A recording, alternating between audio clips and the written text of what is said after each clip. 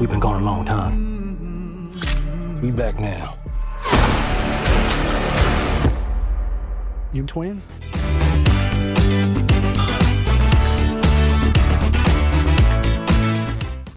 歡迎嚟到買飛佛，聚焦電影評論、票房趨勢與幕後故事。每月一次，帶你用新嘅視角睇見光影之美。罪人們 Sinners 係2025年最受矚目嘅現象級電影之一，由黑豹系列導演 Ryan Coogler 自編自導。影片上映便成為文化熱議焦點。佢唔單止係一部吸血鬼電影，更加係一部融合歷史、音樂、恐怖與社會批判嘅混種史詩。故事設定喺1932年種族隔離時期嘅密西西比州，以一間藍條酒吧為故事核心，透過大膽嘅類型融合，呈現非裔美國人喺壓迫之下如何以音樂尋求救贖與自由嘅靈魂圖像。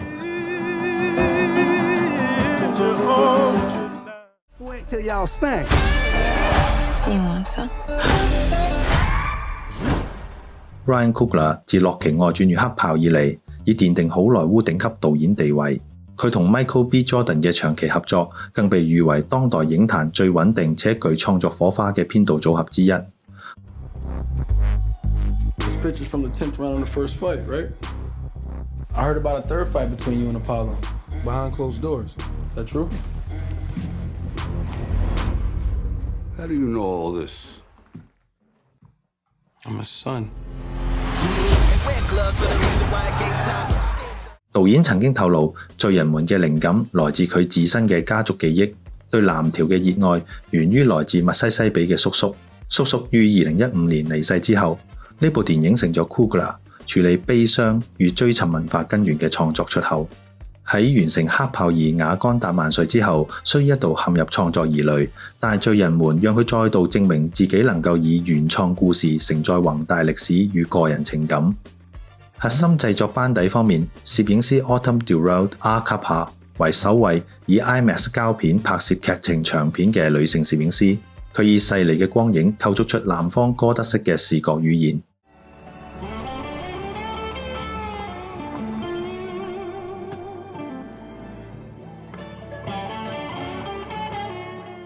配樂由多次奧斯卡得主 Ludwig Göransson 操刀，將傳統藍調旋律與恐怖音樂氛圍巧妙交織，成就令人難忘嘅聽覺體驗。影片聚焦於1932年一對退伍於第一次世界大戰嘅非裔雙胞胎兄弟，皆由 Michael B. Jordan 飾演。喺芝加哥從事黑幫買賣累積資金之後返鄉，買下一間廢棄鋸木廠，並計劃將其改造成藍條酒吧。佢哋邀請具超凡音樂天賦嘅表弟薩米於開幕夜演出。隨住夜色降臨，音樂與舞步交織成狂熱之夜，一股不祥嘅力量亦都悄然逼近。由愛爾蘭人雷米克率領嘅吸血鬼族群，被薩米歌聲中超越生死嘅召喚所吸引。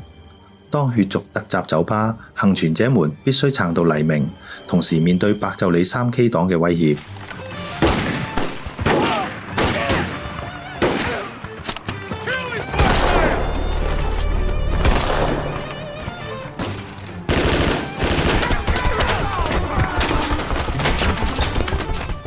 Jordan 喺片中一人分飾雙角，展現極具層次嘅演繹。大哥沉穩壓抑，背負喪子之痛；弟弟衝動浪漫，陷於舊情糾葛。兩者嘅肢體語言與心理節奏鮮明對立。特別係喺兄弟衝突嘅對峙中 ，Jordan 以極高嘅張力與情感爆發力，被譽為繼黑豹後嘅生涯代表演出。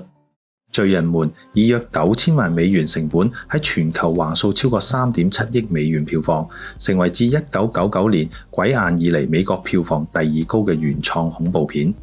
該片喺爛番茄獲得97%影評人新鮮度同96%觀眾好評率，並被英國《Side and Sound》雜誌評選為2025年度第2佳電影。該刊盛讚其為一部大膽融合歷史意識、靈魂之歌與超自然預言嘅時代音樂劇。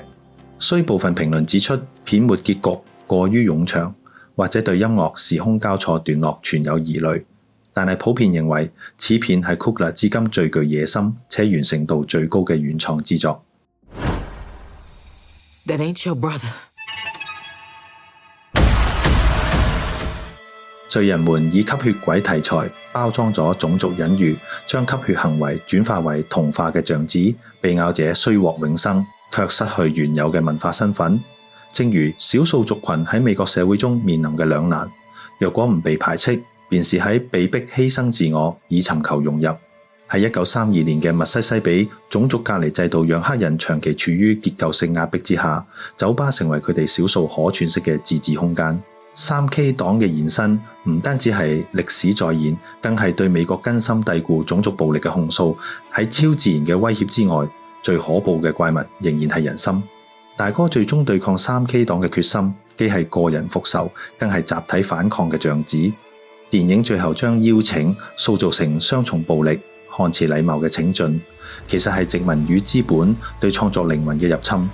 黑人音樂人為求生計而講出請入來合作嘅瞬間，血便滲入木地板。呢個不僅係技術上嘅合作，更係靈魂嘅讓步。同樣地，3K 黨以契約之名引誘黑人兄弟投入經濟秩序，待佢哋翻修好廢棄鋸木廠之後，再奪回控制權。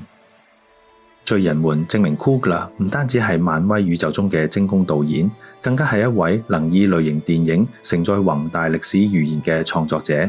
該片以16項奧斯卡提名創下影視紀錄，最終奪下最佳男主角、原創劇本、攝影與配樂等4項大獎。呢個唔單止係對恐怖片類型長期被忽視嘅平反，亦都像指好萊塢對多元聲音同原創精神嘅真誠回應。